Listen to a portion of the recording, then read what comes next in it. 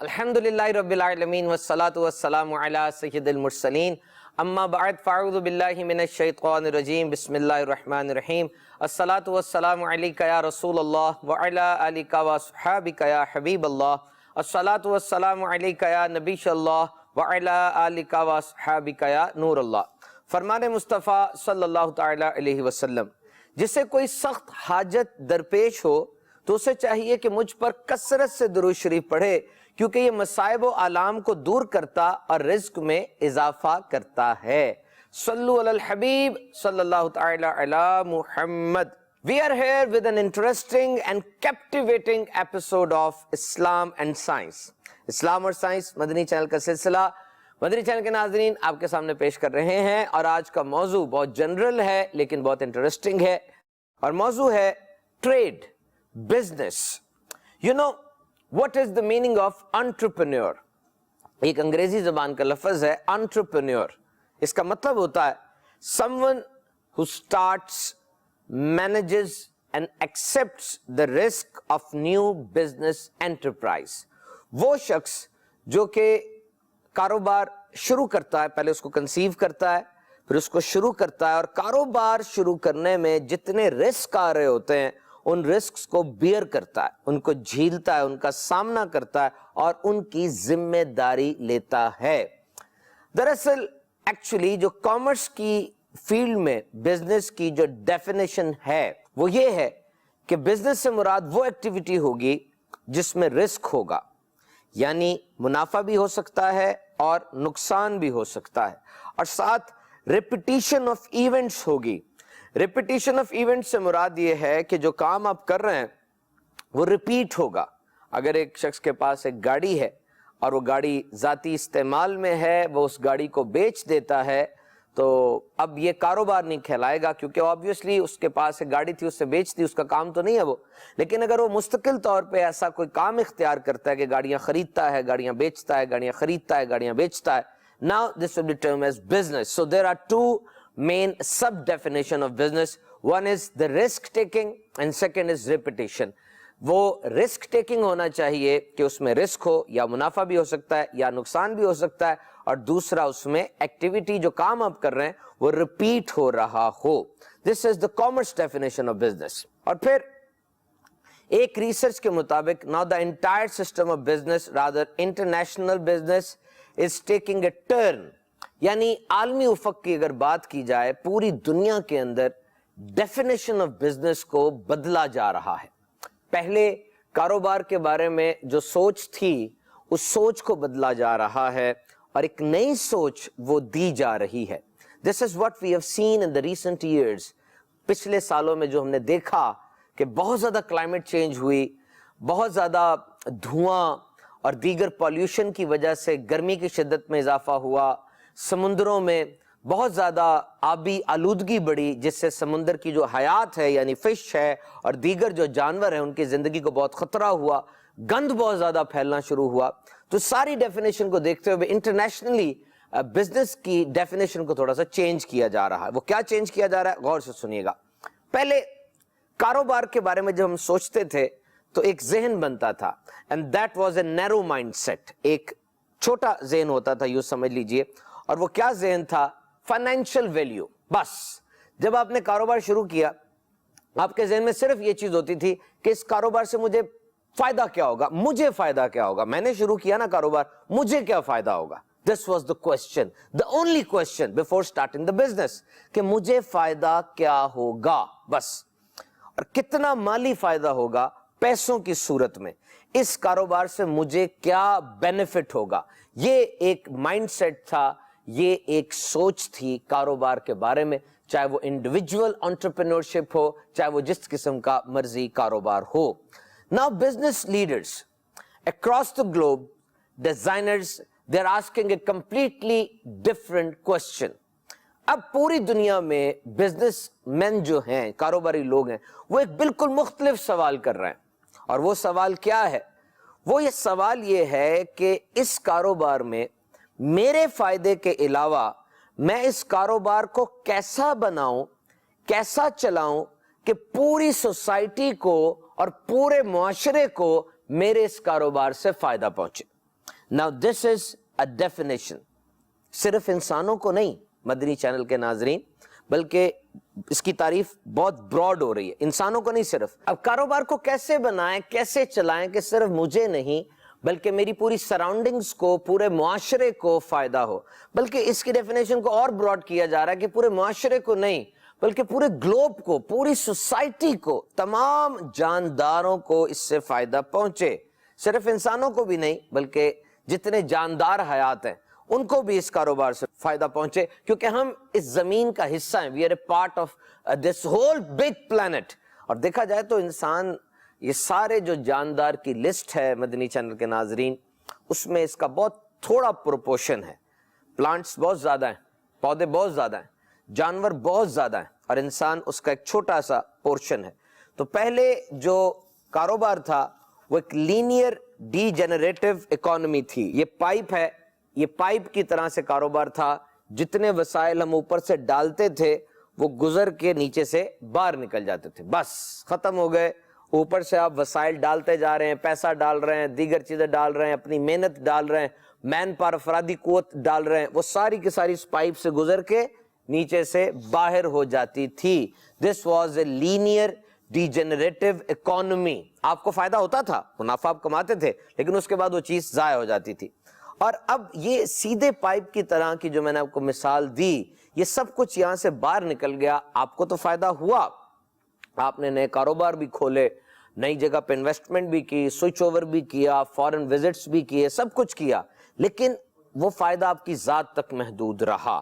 اب ایسی سوچ ہے کہ ان وسائل کا بار بار استعمال کیا جائے، یہ پیسہ، یہ محنت، یہ وقت جو لگا، یہ صرف ایک کاروبار کے لیے نہ ہو بلکہ ایک کاروبار سے نکل کر دوسرے کو بھی فائدہ پہنچائے، یعنی ایک کاروبار کا جو ویسٹ ہے وہ دوسرے کاروبار کے لیے خام مال بن جائے، اور یوں یہ سرکل کی صورت میں آ جائے۔ جس طرح یہ سرکلز ہیں، یہ دیکھیں، یہ سرکل یہاں سے گھومتا ہے اور گھوم کر دوسرے سرکل سے مل جاتا ہے، پھر اگلا سرکل گھومتا ہے، وہ پھر سرکل سے مل جاتا ہے، یعنی ایک کاروبار کی چیز ضائع نہیں ہوتی بلکہ دوسرے کاروبار کے اندر چلی جاتی ہے۔ آپ سوچئے، آپ کے گھر میں جو قمیض پرانی ہو گئی وہ قمیض پھینکی نہ جائے بلکہ وہ دوبارہ کاروبار کے سرکل میں آ جائے اور پھر کسی اہم یوزفل معاشرے کے لیے اہم چیز میں تبدیل ہو جائے۔ آپ کا موبائل فون خراب ہو گیا، آپ کا لیپ ٹاپ خراب ہو گیا، اب یہ ویسٹ نہ ہو بلکہ کسی اور انڈسٹری میں جائے اور کسی اور چیز میں تبدیل ہو کے دوبارہ معاشرے میں آ جائے، کتنا اس سے فائدہ ہوگا۔ You know what is the proportion of electronic junk in this society؟ آج یہ الیکٹرانک جنک یعنی یہ الیکٹرانک کوڑا یہ مارکیٹ میں کتنا زیادہ آ چکا ہے۔ پرانی یو ایس بیز، پرانے موبائل فون، پرانا لیپ ٹاپ، پرانے ڈیسک ٹاپ کمپیوٹرز جو ہوا کرتے تھے اتنے بڑے سی پی یو کے ساتھ، ہارڈ ویئر کے ساتھ، all these things are becoming junk۔ اور ٹیکنالوجی اتنی تیز چینج ہو رہی ہے، اتنی تیز چینج ہو رہی ہے کہ دن لگتے ہیں، پرانی چیز پرانی ہو جاتی ہے، نئی چیز نئی آ جاتی ہے، حتیٰ کہ یہاں تک دیکھیے آپ مدنی چینل کے ناظرین، آئی ٹی کے اندر اتنی زیادہ پیس ہے اور ڈیولپمنٹ کا، پروگریس کا اور ترقی کا، کہ پہلے سال میں اسٹوڈنٹ نے جو چیز پڑھی ہوتی ہے، پہلے سال میں 4 سال کا کورس ہوتا ہے بی ایس کا، پہلے سال میں اسٹوڈنٹ نے جو چیز پڑھی، جب وہ چوتھے سال میں پہنچتا ہے نا، وہ پہلے سال والی چیز بدل گئی ہوتی ہے، وہ پرانی ہو گئی ہوتی ہے، اس کو نئی چیز پڑھنی پڑتی ہے اگر اس نے مارکیٹ کے ساتھ رہنا ہے۔ So it means that things are progressing very fast۔ تو یہاں پر ہم بات کر رہے ہیں کہ آج ایک اندازے کے مطابق جو کوڑا جنریٹ ہو رہا ہے دنیا سے، ہر ایک سیکنڈ بعد گندے کپڑوں سے بھرا ہوا ایک ٹرک وہ پھینک دیا جاتا ہے۔ ایک سیکنڈ گزر گیا، ٹرک پھینک دیا گیا، پھر ایک سیکنڈ گزر گیا، پھر ٹرک پھینک دیا گیا، پھر ایک سیکنڈ گزر گیا۔ سوچئے کتنا گند ہے، کتنا کوڑا اکٹھا ہو رہا ہے، اور اس میں سے کئی کپڑے ایسے ہیں جن کپڑوں کو زیادہ استعمال نہیں کیا گیا تھا، صرف فیشن بدلنے کی وجہ سے کپڑے بدلے گئے تھے۔ ہم نے یہاں تک سنا ہے کہ جب نئے کپڑوں کا سیزن آتا ہے تو کچھ لوگ ایسے بھی ہوتے ہیں جو خاص ڈیزائن کے کپڑے دکان سے سارے اٹھا لیتے ہیں کہ بس میں ہی پہنوں تو معاشرے میں ممتاز نظر آؤں، ایسا نہ ہو کہ میرے کپڑے جیسے کپڑے کسی اور نے پہن لیے تو دعوت میں میری ذرا سبکی ہو جائے، میں نیچے ہو جاؤں کہ جی یہ تو سارے پہنتے ہیں۔ Now this is the mindset, how you can counter it. یہ مائنڈ سیٹ ہے.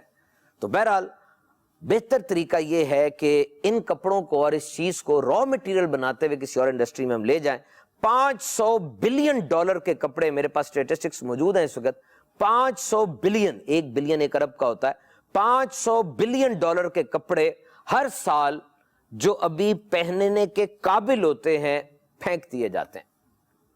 We are throwing it away in the landfills. ان جگہوں پر جو کہ گڑھے ہوتے ہیں جس کو بعد میں دبا دیا جاتا ہے یا جلا دیا جاتا ہے. تو جب ایک انڈسٹری دوسری انڈسٹری سے جڑی ہوگی، کپڑے ضائع ہوئے ایک صنعت سے دوسری صنعت میں چلے جائیں گے، موبائل فون، پلاسٹکس، دیگر چیزیں ضائع ہوئیں ایک انڈسٹری سے دوسری انڈسٹری میں چلی جائے گی. تو اس طرح اس تجارت سے، اس نیو سٹائل آف بزنس سے، اس نئی تھیم سے، اس نئی سوچ سے پوری دنیا کو بینیفٹ ہوگا. اور یاد رکھیے لاکھوں صدیوں سے ہماری زمین پر یہ ہو رہا ہے. This good nature is doing this. فطرتی طور پہ یہ کام ہو رہا ہے. آپ کو پتہ ہے دنیا کے اندر یہ سارا کا سارا خود کا نظام تو اربوں سالوں سے، جب سے یہ دنیا بنی ہے، یہ آٹومیٹکلی ہوتا چلا جا رہا ہے. 3 چیزیں دنیا میں بنیادی ہیں: آکسیجن، نائٹروجن، ہائیڈروجن. یہ 3 بنیادی ایلیمنٹس ہیں جن کی اندر کمپوزیشن بہت زیادہ ہے. اس دنیا میں بلڈنگ بلاکس ہیں. جس طرح بچہ چھوٹے چھوٹے بلاکس بناتا ہے تو بلڈنگ بن جاتی ہے نا، اور آپ اینٹوں کو جوڑتے ہیں تو گھر بن جاتا ہے نا. اسی طرح اس فضا میں، اس زمین میں یہ 3 بیسک بلڈنگ بلاکس ہیں: آکسیجن، ہائیڈروجن اور نائٹروجن. اور یہ مسلسل ایک عمل کے ذریعے ہوا میں داخل ہوتے ہیں. جانور مر جاتا ہے، اس کی باڈی کو آپ دیکھتے ہیں جو ڈیڈ باڈی ہوتی ہے، آہستہ آہستہ اس کی ڈیڈ باڈی ختم ہو جاتی ہے. کہاں جاتی ہے؟ نظر آ رہی ہے مرا ہوا کوئی جانور ہے، کچھ عرصے بعد وہ وہاں سے ختم ہو جاتا ہے. صرف اس کا پنجر جو ہوتا ہے، اسکیلیٹن، ڈھانچہ نظر آتا ہے. باقی کہاں گیا جانور؟ وہ کیڑے آ گئے اس کے اوپر، بیکٹیریاز آ گئے، وائرسز آ گئے، انہوں نے اس کو کھایا اور مٹی کے ساتھ وہ مٹی ہو گیا، اور دوبارہ وہ نائٹروجن، آکسیجن، ہائیڈروجن فضا میں آ گئی. یعنی یہ سرکل چل رہا ہے. This circle is going on. پانی زمین پہ گرتا ہے، پانی ایویپوریٹ ہوتا ہے، دوبارہ پانی بادلوں میں چلا جاتا ہے، پھر وہ پانی نیچے آتا ہے. تو یہ ریسائیکل جو میں نے آپ کو بتایا کہ کاروبار کا نیا کانسیپٹ ہے کہ یہ پیسہ، محنت یہ ضائع نہ ہو جائے، بلکہ ایک جگہ پہ لگایا ہوا پیسہ دوسری انڈسٹری کے اندر کام آ جائے. This is the new concept of business. اسی طرح آپ یہ دیکھیں کہ جب یہ گڈ نیچر جو ہمیں فطرتی اصول میں نے آپ کو بتایا کہ اس طریقے سے یہ چلتا ہے. یاد رکھیے گا مدری چینل کے ناظرین، ایک بیج کو 6 چیزیں چاہیے ہوتی ہیں: oxygen, carbon, hydrogen, potassium, phosphorus اور نائٹروجن. مثال کے طور پہ گرمیوں کا سیزن ہے، آپ نے زبردست ایک تربوز، میٹھا ٹھنڈا تربوز، اس کی ایک کاش منہ میں رکھی، اور جیسے ہی آپ نے اس کو بائٹ کیا، خوبصورت اور مزیدار لال رنگ کے رس سے آپ کا منہ بھر گیا، دل للچا رہا آپ کا بھی، بہت مزہ آتا ہے، بڑا اچھا پھل ہے. یہ پھل بھی ہے، سبزی بھی ہے. آپ کو پتہ ہے تربوز پھل بھی ہے اور سبزی بھی ہے. یہ جو کھیرا ہوتا ہے نا، ککمبر، اس کی فیملی سے تعلق رکھتا ہے. اور امریکہ کی ایک اسٹیٹ ہے جہاں پر آئینی طور پہ تربوز کو سبزی قرار دیا گیا ہے. وہاں پر کوئی اس کو پھل نہیں کہہ سکتا، لیکن میڈیکلی یہ تربوز پھل بھی اور سبزی بھی. اینٹی آکسیڈنٹس ہوتے ہیں اس کے اندر، کینسر کے خلاف مدافعت رکھتا ہے. 93% واٹر کانٹینٹ ہے، گرمیوں کے لیے بہت زبردست پھل ہے. تربوز کھاتے ہیں، اس کو آپ نے بائٹ کیا، سارا ہو گیا، اچانک اس کا بیج جو ہوتا ہے وہ پھسل کے آپ کے پیٹ میں چلا جاتا ہے. عام طور پہ بچوں کو کہا جاتا ہے کہ اب بیج تمہارے پیٹ میں چلا گیا نا تو تمہارے پیٹ میں پودا اگائے گا. بچہ ڈر بھی جاتا ہے. جھوٹ نہیں بولنا چاہیے، مذاق میں بھی بچوں کو عادت پڑ جاتی ہے، لیکن ایسی باتیں سننے کو ملتی ہیں کہ پودا اگائے گا تمہارے پیٹ میں. یاد رکھیے پیٹ میں اتنے خطرناک تیزاب ہوتے ہیں، اتنے تیز تیزاب ہوتے ہیں. HCl ہے، گیسٹرک جوس ہے، اس میں تو بلیڈ گل جائیں، لوہے کے بلیڈ بھی گل جائیں گے، وہ بیج کیسے اگے گا. ویسے بھی جو میں نے آپ کو بتایا کہ بیج کو 6 چیزیں چاہیے: آکسیجن، کاربن، ہائیڈروجن، اور یہ تینوں چیزیں بیج کو پانی سے مل جاتی ہیں. اور پوٹیشیم، فاسفورس اور نائٹروجن یہ بیج کو مٹی سے ملتی ہیں. اور اگر یہ پوری نہ ملے تو ہم مٹی میں کھاد ڈالتے ہیں تاکہ یہ چیزیں پوری ہو سکیں. بہرحال یہ ایک نیچرل سائیکل ہے کہ چیزیں خود بن رہی ہیں، خود اس میں سے ڈسٹرکشن ہوتی ہے. پودے بھی جب گل سڑ کے گر جاتے ہیں، پھر اس کے پتے دوبارہ سے کاربن میں تقسیم ہوتے ہیں، پھر وہ دوبارہ انوائرمنٹ میں آ جاتے ہیں. تو اس طریقے سے یہ ایک نیا سسٹم ہے جس کو ہم دیکھ رہے ہیں کاروبار کی دنیا کے اندر. ٹیکسٹائل ہے, پلاسٹک ہے, کپڑے ہیں, دھات ہیں, یہ ضائع نہ ہو. Just keep this in contact, زمین کو آلودہ نہ کرے.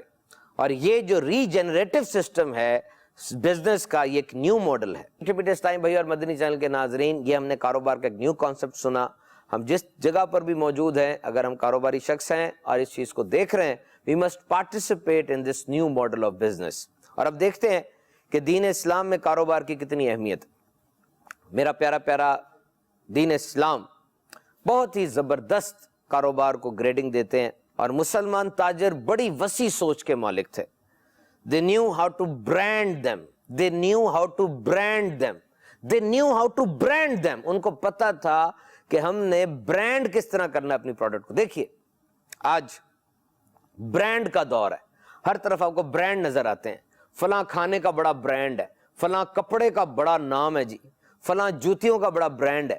اور برانڈ کا مطلب یہ ہوتا ہے کہ جیسے آپ کے ذہن میں وہ برانڈ آئے گا نا, آٹومیٹکلی ایک ڈراپ ڈاؤن گرے گا, اس برانڈ سے متعلقہ آپ کے ذہن میں باتیں آ جائیں گی. مثال کے طور پہ فلاں کھانے والا ہے تو سوچا یہ جاتا ہے کہ وہ کھانا تازہ ہوگا, فریش پکا ہوگا, صفائی سے پکا ہوگا, اس طرح آ جائے گا. اسی طرح فلاں کپڑے کا برانڈ ہے, ایک دم ذہن میں آ جائے گا کہ سٹیچنگ اچھی ہوگی, کپڑا اچھا ہوگا, زیادہ دیر چلے گا, ڈیزائن اس کا بہتر ہوگا.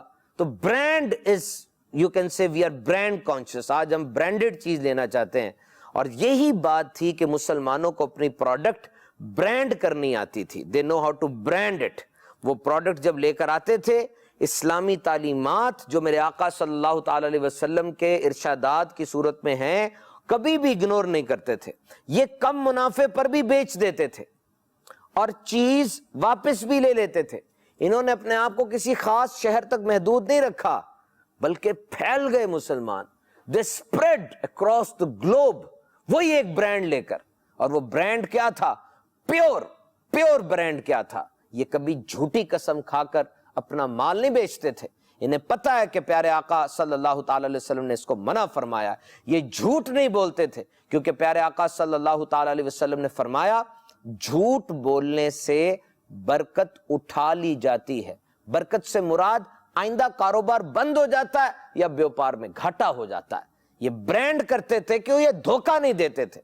لوگ ان کو دیکھتے تھے, ان کو یقین ہو جاتا تھا یہ جھوٹی قسم نہیں کھائیں گے, جھوٹ نہیں بولیں گے, دھوکہ نہیں دیں گے. یہ گیلی گندم کو نیچے رکھ کے اوپر سوکھی گندم رکھ کے نہیں بیچیں گے, دھوکہ نہیں دیں گے. اور مفتی احمد یار خان نعیمی رحمت اللہ تعالی علیہ فرماتے ہیں تجارتی چیز میں عیب پیدا کرنا بھی جرم ہے اور قدرتی طور پہ پیدا شدہ عیب کو چھپانا بھی جرم ہے. Listen it again. This is a formula.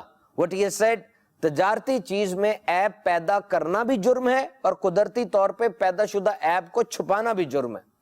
یہ کاروبار میں بدعہدی اور وعدہ خلافی نہیں کرتے تھے, اور یہ کاروبار کے اندر بنیادی اور کلیدی اہمیت کی حامل ہے. مدنی چینل کے ناظرین, you know the importance of faith, the importance of promise, the importance of credibility in business.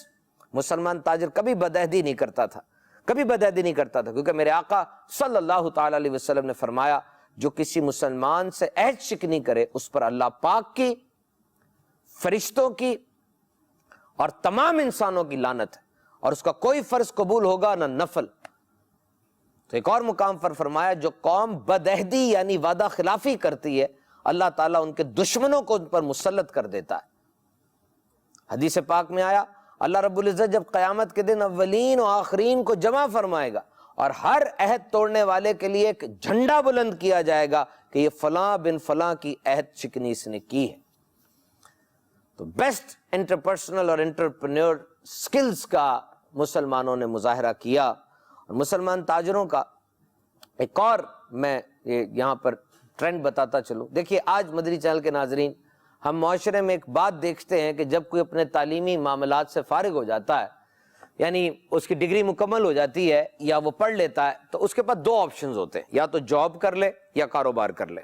اور پھر ہم نے یہی دیکھا ہے زمانے میں کہ جو بندہ ایک ڈگر پہ چل پڑے, وہ جاب اس نے شروع کر دی, اب وہ ساری زندگی پھر جاب پہ ہی لگا رہتا ہے. کاروبار شروع کر دے, کاروبار میں ہی پھر رہتا ہے. شفٹنگ کرنا مشکل ہو جاتی ہے, شفٹنگ, سویپنگ, لائن چینج کرنا مشکل ہو جاتا ہے. جاب کر رہا ہے, پیسے آ رہے ہیں, ہی is satisfied.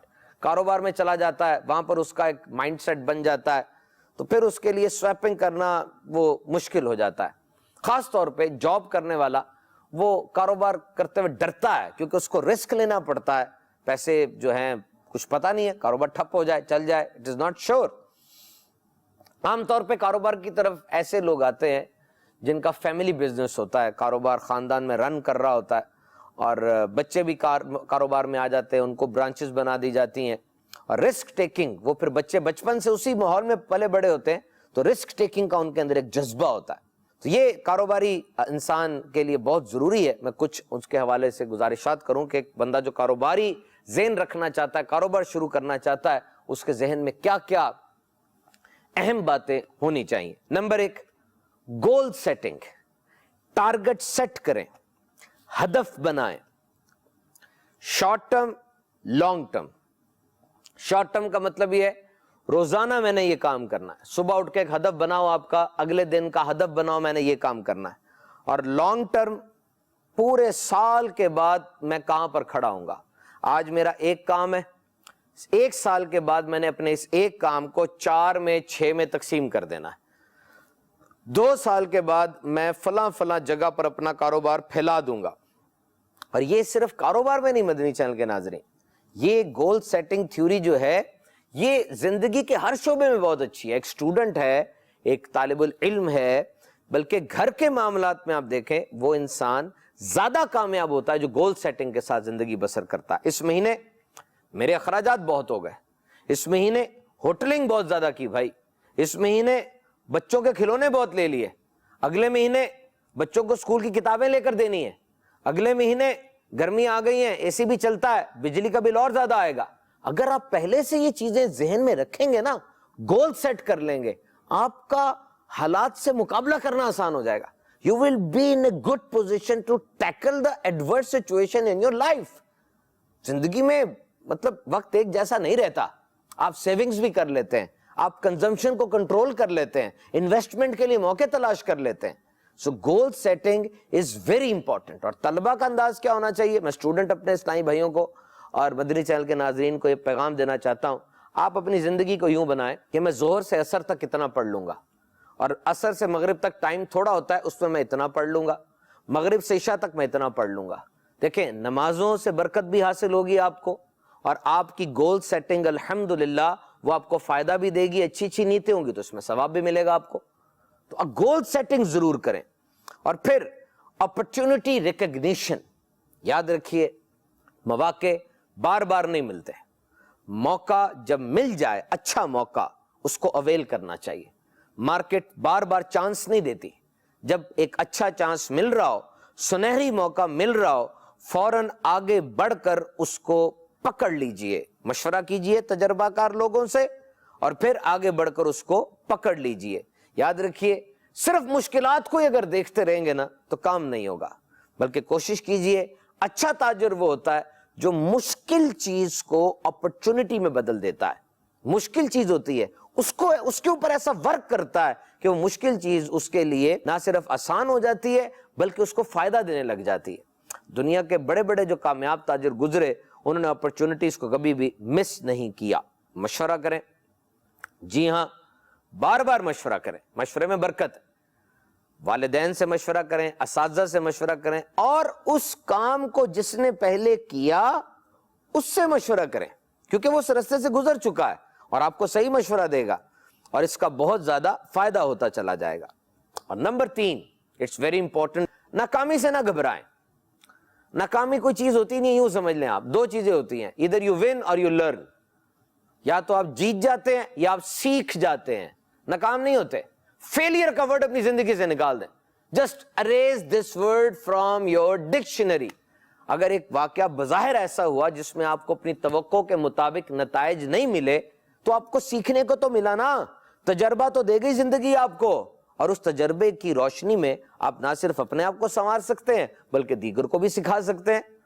So this is important کہ ہار کا تصور نہیں ہونا چاہیے. اپنی غلطیوں سے سیکھتے ہوئے آپ آگے سے آگے بڑھتے چلے جائیں. یاد رکھیے Every long journey starts with a short and first step. ہر لمبا سفر ایک پہلے چھوٹے قدم سے ہی شروع ہوتا ہے. And start is the hardest part. شروع کرنا بہت مشکل لگتا ہے. جب ایک دفعہ چیز شروع ہو جاتی ہے اس کے بعد یہ چیز آگے سے آگے بڑھتی چلی جاتی ہے. اور تاریخ اسلام میں آپ دیکھیے کتنے کامیاب ترین تاجر گزرے. حضرت عبد الرحمن بن عوف رضی اللہ تعالیٰ عنہ جب مدینہ تشریف لائے مفلوق الحال ہو چکے تھے, ہجرت ہوئی تھی. It was a massive migration. ہجرت کر گئے. حضور صلی اللہ تعالیٰ علیہ وسلم نے آپ کی مواخات کرا دی. آپ نے انصاری صحابی سے بازار کا رستہ پوچھا اور کچھ ہی عرصے میں مدینے کے ٹاپ کے تاجروں میں آپ کا شمار ہوتا تھا. He is one of the most successful businessmen in the history of Islam. آپ وہاں کے چھوٹے تاجروں کو مائکرو فائنینسنگ بھی کیا کرتے تھے, یعنی ان کو قرضے دیا کرتے تھے بلا سود. اور اس طرح ایک دفعہ آپ نے 8,000 کمائے, 4,000 گھر رکھے, 4,000 اپنے آقا سیدی مصطفیٰ صلی اللہ تعالیٰ علیہ وسلم کی بارگاہ میں پیش کر دیے. اب حضور نے پوچھا گھر پہ کیا چھوڑا؟ عرض کی حضور جتنا لے کر آیا ہوں. آپ نے دعا فرمائی اور کہا اے اللہ عبد الرحمن جو رحمان کا تاجر ہے اس کے دونوں مالوں میں جو یہ یہاں لے کر آیا جو گھر چھوڑ کے آیا برکت عطا فرما. اور پھر محاورتاً کہا جاتا ہے کہ عبد الرحمن بن عوف رضی اللہ تعالیٰ عنہ اگر مٹی کو بھی ہاتھ لگاتے مٹی بھی سونا ہو جایا کرتی تھی. ایک دفعہ بی بی عائشہ صدیقہ رضی اللہ تعالیٰ عنہ نے دروازے پر آ کے ارشاد فرمایا یہ کیا ریت کا طوفان آ رہا ہے؟ کسی نے کہا عبد الرحمن بن عوف رضی اللہ تعالیٰ عنہ کا تجارتی قافلہ آیا ہے, 700 اونٹ ہیں اس کے اندر. اور عبد الرحمن بن عوف رضی اللہ تعالیٰ عنہ اس روتے جاتے تھے اور 700 اونٹوں کا سامان خیرات کرتے جاتے تھے لوگوں کے اندر. That's how they traded. That's how they have done the trade. That's how they have done the business. انہوں نے اس طرح کاروبار کیا. آپ بدری صحابی ہیں اور 10 صحابہ جن کو میرے آقا علیہ الصلوۃ والسلام نے جنت کی بشارت دی اس میں 8واں نمبر آپ کا ہے. اور علمی مقام اتنا ہے آپ کا کہ آپ حضور اقدس صلی اللہ علیہ وسلم کے زمانے میں فتویٰ دیا کرتے تھے. اور جب آپ کی وفات ہوئی وصال ظاہری ہوا 3 ارب 20 کروڑ سے زیادہ دینار چھوڑے آپ نے. دینار سونے کا گول سکہ ہوتا ہے اور 4.5 ماشے کے برابر ہوتا ہے. 1000 گھوڑے 1000 اونٹ سونے کی سلیں جنہیں توڑ کر آپ کی بیواؤں میں تقسیم کیا گیا. تو مدنی چینل کے ناظرین یہ ایک مثال ہے ہمارے سامنے. حضرت زبیر رضی اللہ تعالیٰ عنہ بن عوام آپ کی بھی کامیاب تاجر تھے. آپ کی کامیابی کا راز پوچھا گیا تو آپ نے فرمایا کہ میں بن دیکھے کوئی چیز خریدتا نہیں اور کبھی بھی کم منافع کو رد نہیں میں نے کیا. اللہ جسے چاہے برکت سے نوازے. 1000 غلام تھے آپ کے پاس جو آپ کو لا کر کثیر رقم دیا کرتے تھے. میرے آقا صلی اللہ تعالیٰ علیہ وسلم نے فرمایا تجارت کرو کہ روزی کے 10 حصے ہیں 9 حصے فقط تجارت میں. So this is the major activity to earn. تو تجارت کے پیشے کو جس طرح حصول رزق میں نمایاں حیثیت حاصل ہے اسی طرح تاجر بہترین مبلغ بھی ہوتا ہے. آپ جانتے ہیں ہسٹری جنہوں نے پڑھی ہے کہ دنیا کے بہت سے حصوں کے اندر دین اسلام کا یہ روشن پیغام تاجر لے کر پہنچے. تاجر یہ مسلمان تاجر علم و عمل کے پیکر ہوا کرتے تھے. یہ اپنی سیرت سے اپنے ایکٹ سے اپنے عمل سے دوسروں کو اسلام کی تبلیغ کیا کرتے تھے اور لوگ جب ان کو دیکھتے ان کی طرف کھنچتے چلے جاتے تھے کہ واقعی جب انداز تجارت اتنا زبردست ہے. کیونکہ تجارت تو سارے کرتے تھے لیکن جب وہ ان کو دیکھتے تھے کہ جھوٹ نہیں بولتے دھوکہ نہیں دیتے غلط بیانی نہیں کرتے وہ بہت خوش ہوتے تھے. ان سے مال خریدتے تھے ان کو مال بیچتے تھے اور پھر یہ بہت زیادہ آگے بڑھتے چلے جاتے تھے. تو میرے مدنی چینل کے ناظرین اور میٹھے میٹھے اسلامی بھائیوں this is something we should learn. ہمیں یہ سیکھنا چاہیے اور سمجھنا چاہیے. دعوت اسلامی کے مدنی ماحول کے اندر الحمدللہ باقاعدہ تاجران جو اسلامی بھائی ہوتے ہیں ٹریڈرز اسلامی بھائی جو ہوتے ہیں ان کے لیے الگ سے مجالس بنی ہوتی ہیں اور ان اسلامی بھائیوں کو مدنی ماحول سے وابستہ کرنے اور ان میں مستقل مدنی کام کرنے کے لیے الحمدللہ ہماری مجلس بھی بنی ہوئی ہے. یہ ایک بڑا پیارا رسالہ ہے تاجروں کے لیے کام کی باتیں. ماشاءاللہ تاجر تو فائدے کی بات ڈھونڈتے ہیں ہر جگہ پر فائدہ ہی ڈھونڈتے ہیں. نئے سے نیا کاروبار شروع کرتے ہیں انویسٹمنٹ کرتے ہیں تو کتنی چھوٹی سی انویسٹمنٹ میں آپ کو کام کی باتیں پتہ چل جائیں گی کہ آپ کا کاروبار ماشاءاللہ آپ کو یہ دنیاوی فائدہ تو دے رہا ہے وہ اخروی فائدے کا باعث بھی بن جائے گا. یہ رسالہ بہت زبردست ہے الحمدللہ.